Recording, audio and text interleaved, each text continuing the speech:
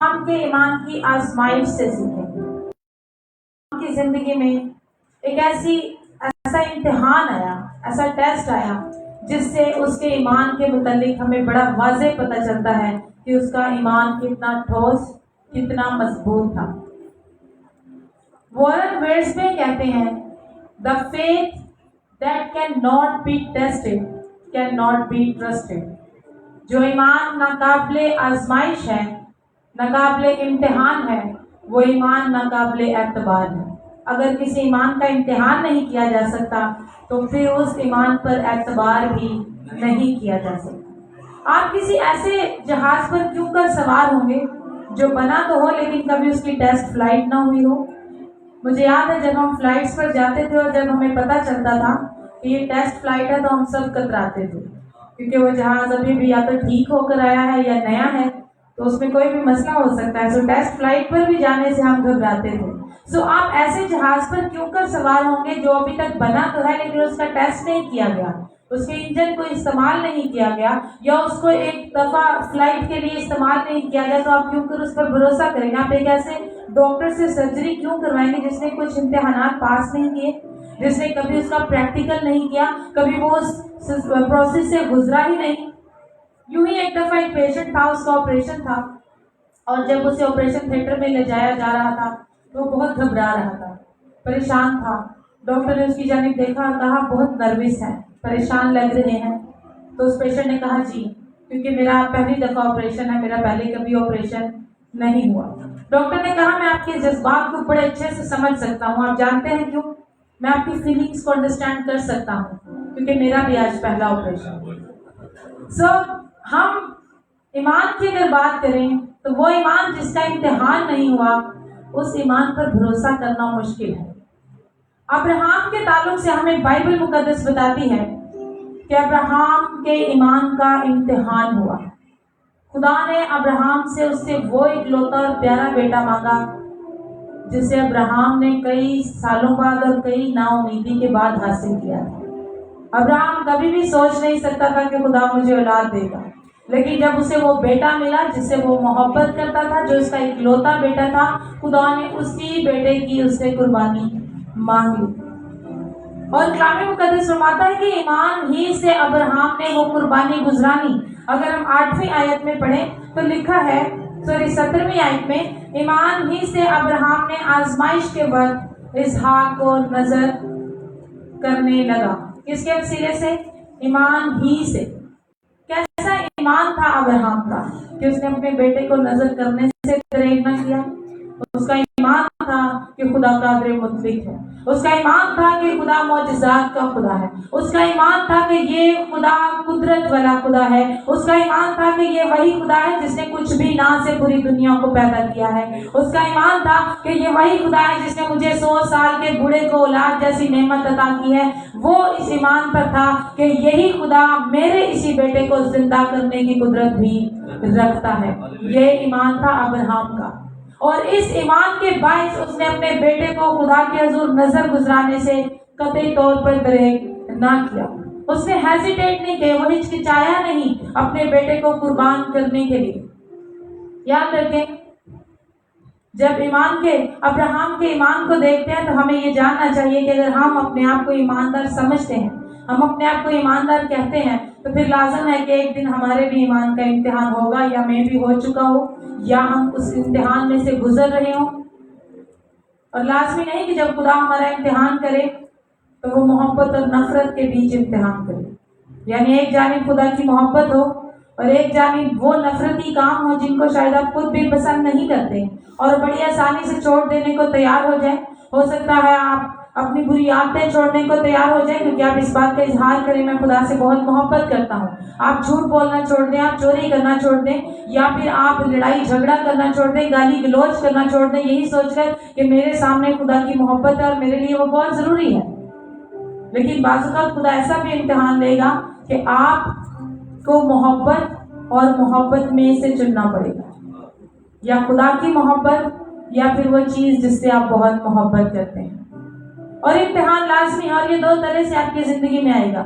ایک تو آپ کی زندگی میں آزمائش آئے گی ابلیس کی طرف سے، اور ایک آپ کی زندگی میں امتحان آئے گا خدا کی طرف سے.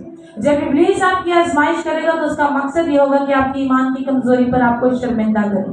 لیکن جب خدا آپ کا امتحان کرے گا تو وہ آپ کے ایمان کی کمزوری پر آپ کو حوصلہ افزائی دے تاکہ آپ ایمان میں مضبوط ہو سکیں, آپ ایمان میں جڑ پکڑ سکیں. لیکن میں نے کہا ایمان کی مضبوطی کا ٹیسٹ کیے بغیر اس کی مضبوطی کا اندازہ کیا نہیں جا سکتا. اس کو آگ کی بھٹی میں سے گزرنا ضروری ہے. اس لیے پطرس رسول اپنے پہلے خط میں پہلے باب کی 7ویں آیت میں کہتے ہیں, اور یہ اس لیے ہے کہ تمہارا آزمایا ہوا ایمان جو آگ سے آزمائے ہوئے فانی سونے سے بھی بہت ہی بیش قیمت ہے, یسوع مسیح کے ظہور کے وقت تعریف اور جلال اور عزت کا باعث ٹھہرے. ایسا ایمان جو آگ میں سے تایا گیا ہو. سنا ہے خواتین کو گولڈ بہت پسند ہے, تو اگر پوچھا جائے کہ آپ خالص سونا چاہتے ہیں یا کوئی معمولی, تو یقیناً سب یہی خواہش کریں گے کہ خالص سونا. لیکن جب ایمان کی بات آتی ہے تو پھر اس کے لیے بھی خالص ایمان ہونا ضروری ہے. ایمان کا اس امتحان یا آزمائش کی بھٹی میں سے گزرنا نہایت ضروری ہے. اور میں نے کہا ہو سکتا ہے آپ میں سے کچھ لوگ امتحان میں سے گزر رہے ہوں, یا پھر آپ ایمان کی کسی آزمائش میں سے گزر رہے ہوں. اس وقت آپ کے ایمان کا امتحان چل رہا ہو. میری زندگی میں تو 24 گھنٹے 3 امتحان ہیں جو چلتے رہتے ہیں, دن رات صبح شام, اور میں سمجھتی ہوں کہ یہ میرا امتحان ہے, کیا میں اپنے ایمان میں مضبوط ہوں.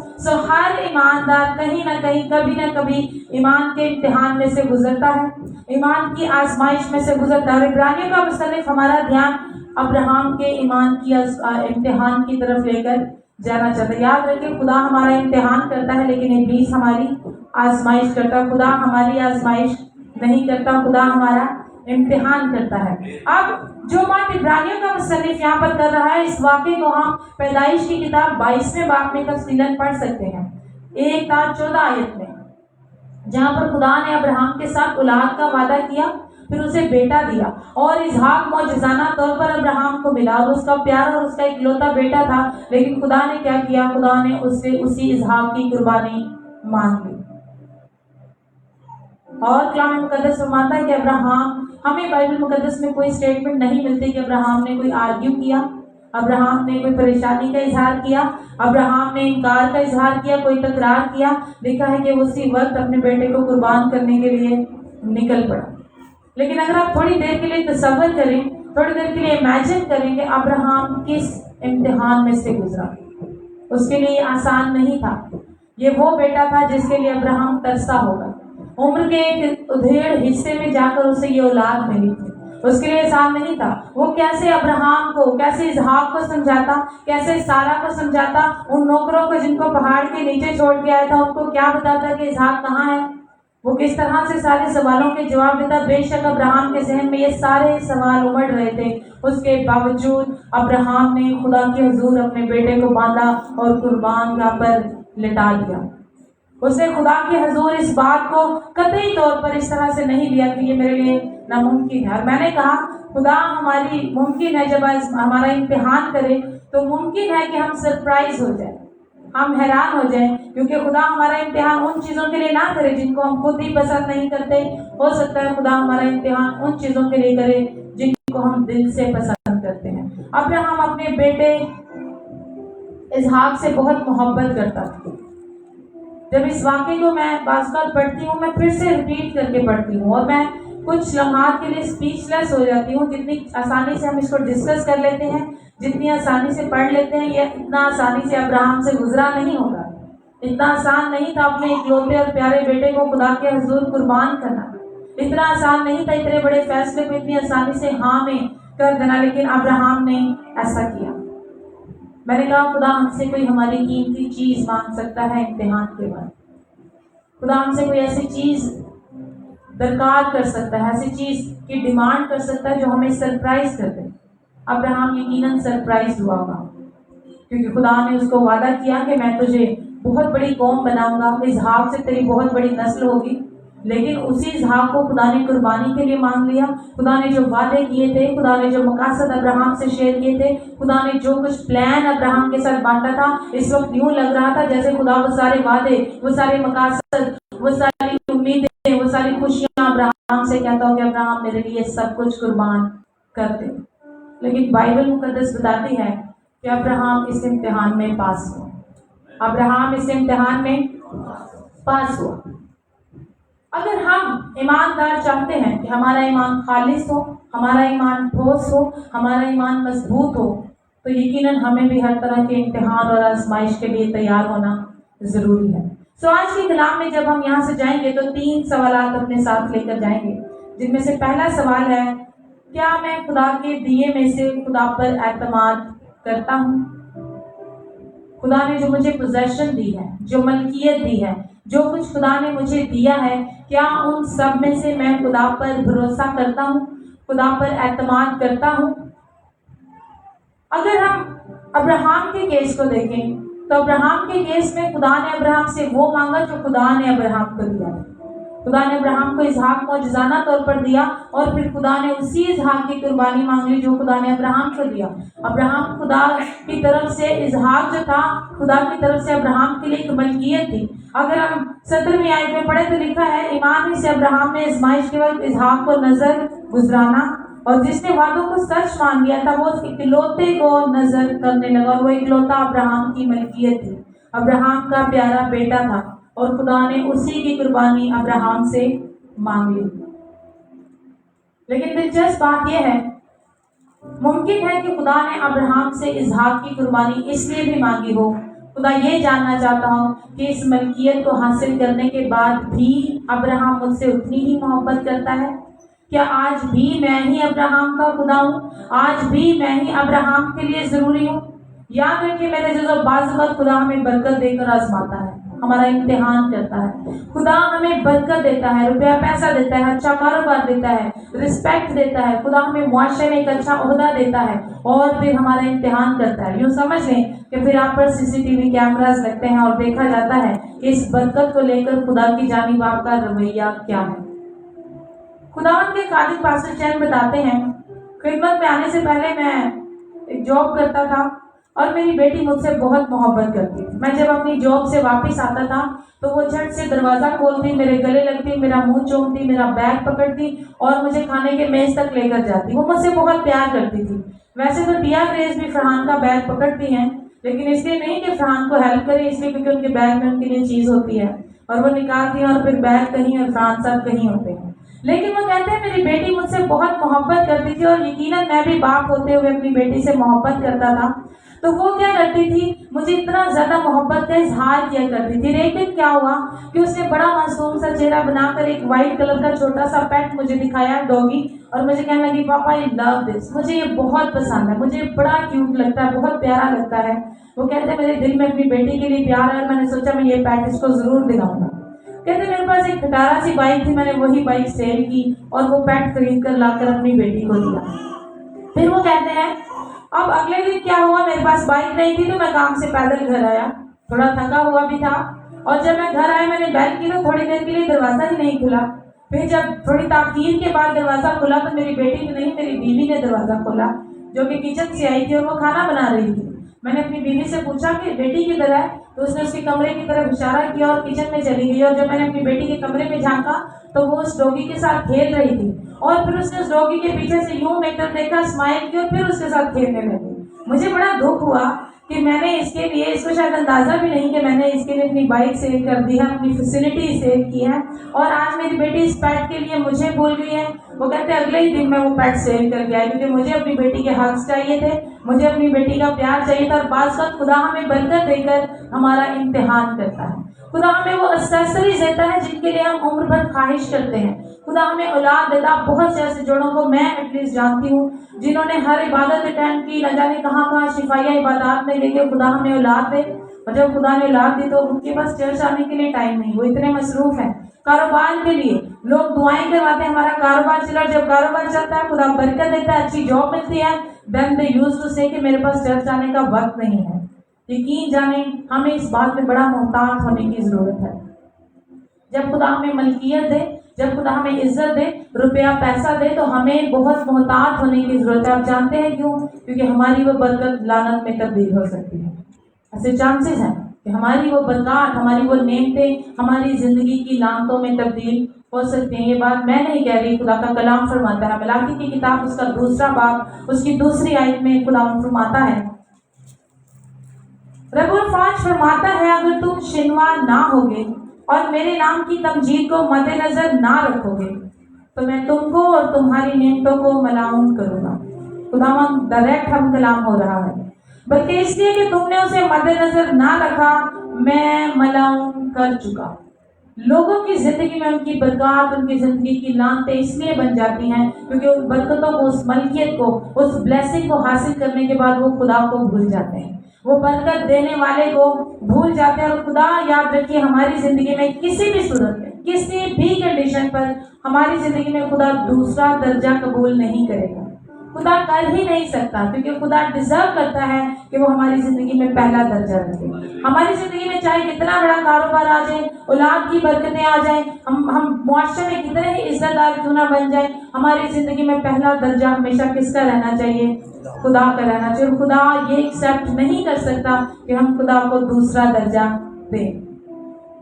خدا نے شمعون سے کہا، مسیح یسوع نے زندہ ہونے کے بعد، اے شمعون یوحنا کے بیٹے کیا تو ان سب سے زیادہ مجھ سے محبت کرتا ہے؟ پھر دوسری بار کہا کیا تو مجھے عزیز رکھتا ہے؟ پھر تیسری بار کہا کیا تو مجھ سے محبت رکھتا ہے؟ تو پھر کہا میری بھیڑیں چرا، پھر کہا میرے بدرے کو چرا، پھر کہا کہ میرے گلہ کی نگہبانی کر۔ بہت سے لوگ سوچتے ہیں مسیح یسوع پطرس سے جب بات کر رہے تھے تو مسیح یسوع اس کو یہ کہہ رہے تھے کہ کیا تو ان تمام شاگردوں سے زیادہ مجھ سے محبت کرتا ہے؟ نو، اٹس ناٹ دیٹ وے۔ مسیح یسوع حقیقت میں شمعون سے یہ کہہ رہے تھے، شمعون تو اپنے کاروبار سے زیادہ مجھ سے محبت رکھتا ہے، تو ان کشتیوں سے جن پر تو اپنا کاروبار کرتا ہے ان سے زیادہ مجھ سے محبت کرتا ہے، تیرا یہ جال، تیرا یہ کاروبار، تیرا یہ انکم آف سورس جو ہے جہاں سے تو کماتا ہے، کیا تو اس سے بھی زیادہ مجھ سے محبت کرتا ہے؟ کیوں؟ کیونکہ خدا چاہتا ہے کہ ہماری زندگی میں خدا کا پہلا درجہ ہو۔ آج مسیح یسوع مجھ سے اور آپ سے یہ سوال کرتا ہے کہ کیا ہم اپنی زندگی میں خدا کو پہلا درجہ دیتے ہیں؟ کیا ہم اپنے کاروبار میں، اپنی زندگی میں، اپنے روزمرہ کے بالخصوص ہمارا وقت، کیا ہم اپنے وقت میں خدا کو پہلا درجہ دیتے ہیں؟ ابراہیم کو خدا نے اولاد دی اور پھر اسی کی قربانی مانگ لی، کیونکہ میں نے کہا کیا ہم خدا کے دیے میں سے اس پر اعتماد کرتے ہیں؟ کیونکہ خدا ہی نے ابراہیم کو وہ بیٹا دیا تھا اور ابراہیم نے اس بات پر اعتماد کیا۔ ابراہیم نے خدا سے یہ نہیں کہا کہ خدا تو نے مجھے پھر بیٹا دیا ہی کیوں اگر تو نے اس کی قربانی لینی تھی، تو نے مجھے بیٹا دیا ہی کیوں اگر تو نے مجھے پھر بے اولاد کرنا تھا۔ He did say nothing، اس نے خدا پر بھروسہ کیا کیونکہ وہ جانتا تھا اسی خدا نے مجھے دیا ہے اور اسی میرے بیٹے کو خدا زندہ کرنے کی قدرت بھی رکھتا ہے۔ سوال یہ ہے کہ آج ہمارے پاس جو کچھ ہے، جو پوزیشنز ہیں، جو ملکیت ہے، خدا نے جو ہمیں برکات دی ہے، خدا نے جو ہمیں جاب دی ہے، خدا نے جو ہمیں ایجوکیشن دی ہے، ہمیں اولاد دی ہے، کیا ان سب میں ہم خدا پر بھروسہ کرتے ہیں؟ اگر آپ کو لگتا ہے کہ میری زندگی میں یہ چند چیزیں ہیں یا کوئی ایک چیز ہے یا دو چیزیں ہیں اور آپ کو لگتا ہے کہ یہ مجھے خدا نے دی ہیں، تو یاد رکھیے آپ آنکھیں بند کر کے خدا پر بھروسہ کر سکتے ہیں، کیونکہ اگر خدا نے دی ہیں تو وہ آپ کو ان کو ریوائیو کرنے میں، آپ کو ان کو بحال کرنے میں مددگار ثابت ہو سکتا ہے۔ ہمیں جاننے کی ضرورت ہے کیا کچھ ہے جو مجھے خدا نے دیا ہے، پھر اس پر بھروسہ کرنا آسان ہے۔ اور اگر آپ کو لگتا ہے کچھ چیزیں ہیں جو خدا نے نہیں دی تو پھر ان کے بارے میں سوچیں بھی۔ دوسرا نقطہ، دوسرا سوال جو آج ہم اپنے ساتھ لے کر جائیں گے، کیا میں خدا کے مقصد میں خدا پر اعتماد کرتا ہوں کہ خدا نے مجھے جو مقصد دیا ہے اور پھر خدا مجھ سے کچھ ڈیمانڈ کرتا ہے، کیا میں اس میں رہتے ہوئے خدا پر بھروسہ کرتا ہوں، خدا پر اعتماد کرتا ہوں؟ اب ابراہیم کے پاس مقصد کیا تھا؟ 18ویں آیت سے پڑھیں گے، جس کی بابت یہ کہا گیا تھا کہ اسحاق ہی سے تیری نسل ہوگی۔ یہ مقصد تھا، خدا نے ابراہیم کو اسحاق کیوں دیا تھا؟ کہ اس سے کیا ہوگی؟ اس کی نسل بڑھے گی۔ یہ خدا کا مقصد تھا۔ خدا نے یہ مقصد ابراہیم کے ساتھ بانٹا کہ تیرا بیٹا جو اسحاق ہے اس سے تیری کیا بنے گی؟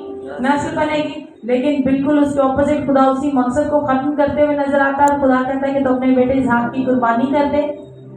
لیکن ابراہیم نے دوسری بار سوچا بھی نہیں کیونکہ وہ خدا کے مقصد پر بھروسہ رکھتا ہے۔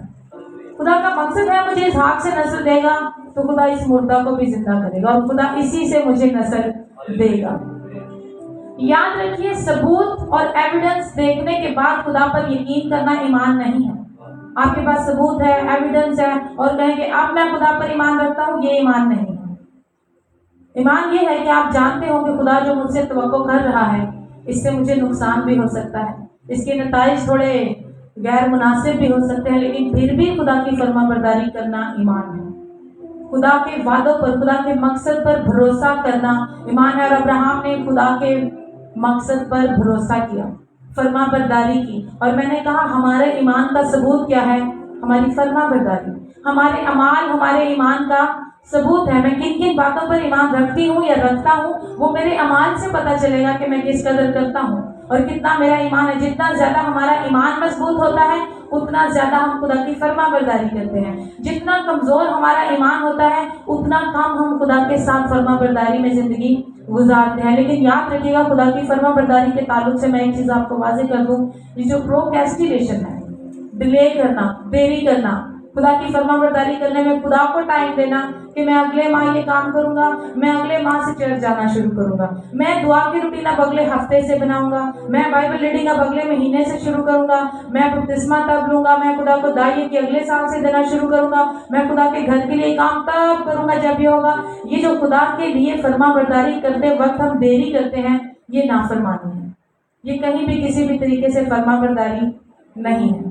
کیونکہ یاد رکھیے گا جو صحیح فرما برداری ہے وہ فوری فرما برداری ہے. جو صحیح فرما برداری ہے وہ فوری ہے، right at the moment. Abraham نے کوئی ڈیلے نہیں کیا، ابراہم نے سوچا تک نہیں، ابراہم نے ممکن ہے سارا سے بھی بات نہیں کی ہوگی، ابراہم نے فوراً سے اس پر ایکشن لیا. اس نے اس فرما برداری کو اسی وقت کیا کیونکہ ابراہم خدا کے مقصد پر یقین رکھتا تھا، خدا کے مقصد پر بھروسہ رکھتا تھا. وہ جانتا تھا کہ خدا میری زندگی میں بہترین منصوبہ جات رکھتا ہے، خدا میری زندگی میں بہتر کرنے کی قدرت رکھتا ہے. تیسرا اور آخری سوال جو ہم آج اپنے ساتھ لے کر جائیں گے وہ یہ ہے، کیا میں خدا کے وعدوں پر اعتماد کرتا ہوں؟ کیا میں خدا کے وعدوں پر اعتماد کرتا ہوں؟ 17ویں آیت میں لکھا ہے، ایمان ہی سے ابراہم نے آزمائش کے وقت اسحاق کو نظر گزرانا اور جس نے وعدوں کو سچ مان لیا. ابراہم نے کیا کیا؟ وعدوں کو کیا کیا؟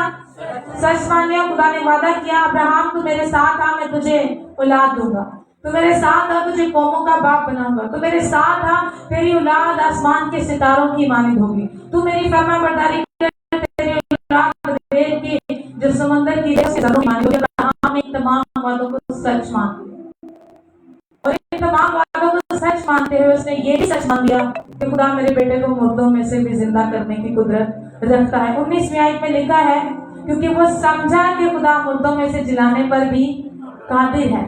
یہ خدا کے، وہ جانتا تھا خدا اپنے وعدوں پر قائم رہتا ہے.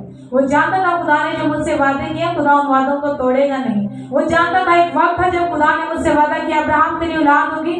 سارا مسکرا دی، سوچی کہ میں اس حالت میں کیا اولاد پیدا کر سکتی ہوں، اور خدا نے کہا کہ اگلے سیزن جب میں آؤں گا تو تیرے پاس اولاد ہوگی. اور خدا نے جب وعدہ کیا تو ٹھیک اس وقت پر میرے پاس اولاد تھی. اس نے وعدے کو ذہن میں رکھا، اس نے اس عہد کو نہیں بھولا، اس وعدے کو نہیں بھولا. جب خدا نے مجھ 100 سال کے بوڑھے شخص سے ایک بیٹے کو پیدا کیا، جس خدا نے 90 سال کی بوڑھی عورت سے اولاد کو پیدا کروایا، وہ خدا کیا میرے بیٹے کو زندہ کر کے میرے لیے وعدے پورے نہ کر پائے گا؟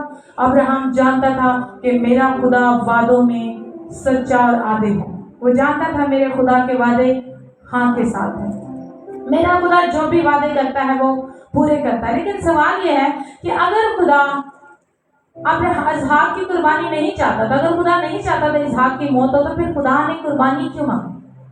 خدا نے ابراہم کو قربانی کرنے سے منع کیوں کر دیا؟ میرے جو اس پورے امتحان میں خدا کو اسحاق کی قربانی نہیں چاہیے تھی، خدا کو ابراہم کی وفاداری چاہیے تھی. اور جب ابراہم نے وہ چھری اٹھا لی تو اس نے اپنی وفاداری کا ثبوت دے دیا، اس نے اپنی فرما برداری کا ثبوت دے دیا، اس نے خدا کے وعدوں پر بھروسہ رکھنے کا ثبوت دے دیا. خدا مسیح یسوع نے کہا جو اپنی جان کو بچائے گا وہ اسے کھوئے گا، اور جو اپنی جان میرے لیے گوائے گا یا کھوئے گا وہ اس کو بچائے گا. ابراہم نے اپنے اکلوتے اپنے پیارے بیٹے کو خدا کے لیے قربان کرنے کا جو ہے وہ ارادہ کیا، اس کو قبول کیا، اور کیا ہوا؟ وہ اپنے بیٹے کو زندہ لے کر واپس آیا. میرے عزیزو، آج جب اپنا روپیہ پیسہ خدا کے لیے خرچتے ہیں، چاہے آپ دائیں کی دیں، چاہے آپ ہدیہ جات دیں، چاہے آپ خدا کے حضور شکر گزاری دیں، آپ ان میں سے 1 روپیہ بھی نہیں کھوئیں گے. 1 روپیہ. آج آپ اپنا وقت خدا کو دیتے ہیں، چاہے آپ کا کچھ کاروباری نقصان ہوتا ہو، چاہے آپ کو لگتا ہو کہ میں اس وقت میں بہت پیسہ کما سکتا ہوں، لیکن آپ سوچتے ہیں کہ نہیں، مجھے یہ وقت خدا کو دینا ہے کیونکہ میرا خدا میری زندگی میں پہلا درجہ رکھتا ہے، تو آپ اپنا ایک سیکنڈ بھی لوز نہیں کریں گے، آپ کا ایک منٹ بھی آپ کی زندگی میں ضائع نہیں ہوگا۔ خدا کے پاس یہ قدرت ہے کہ وہ آپ کے تھوڑے سے وقت میں بہت زیادہ برکت دینے کی قدرت رکھتا ہے۔ جب آپ اپنے بچوں کو خدا کے لیے ڈیڈیکیٹ کرتے ہیں، جب آپ سوچ لیتے ہیں کہ مجھے ان بچوں کو خدا کے لیے تیار کرنا ہے، تو آپ اپنے بچوں کو کھوئیں گے نہیں، بلکہ ابدیت میں ان کے ساتھ زندگی گزاریں گے۔ آپ اپنے بچوں کو ابدیت کے لیے اپنے ساتھ رکھیں گے۔ کلام مقدس میں 19 آیت میں لکھا، وہ سمجھا۔ ابراہم کیا سمجھا؟ کہ خدا مردوں میں سے جلانے پر بھی قادر ہے۔ اور یہ سمجھانے کے لیے جو یونانی زبان میں لفظ ہے، اس کا ترجمہ ہے ابراہم نے حساب کتاب کر لیا، کیلکولیٹ کر لیا۔ اس نے شروع سے، جب خدا نے پہلی دفعہ ابراہم سے کلام کیا، تب سے ساری کیلکولیشن کی، اور وہ اس نتیجے پر پہنچا کہ خدا نے جو مجھے دیا ہے میں اس پر بھروسہ کر سکتا ہوں۔ خدا کا میری زندگی میں جو مقصد ہے، حالات کوئی بھی ہوں، میں خدا پر بھروسہ کر سکتا ہوں۔ میری زندگی میں مجھے ایسے لگے کہ خدا نے مجھے شاید اکیلا چھوڑ دیا، خدا اپنے وعدے پورے نہیں کر رہا، تو میں خدا کے وعدوں پر بھروسہ کر سکتا ہوں۔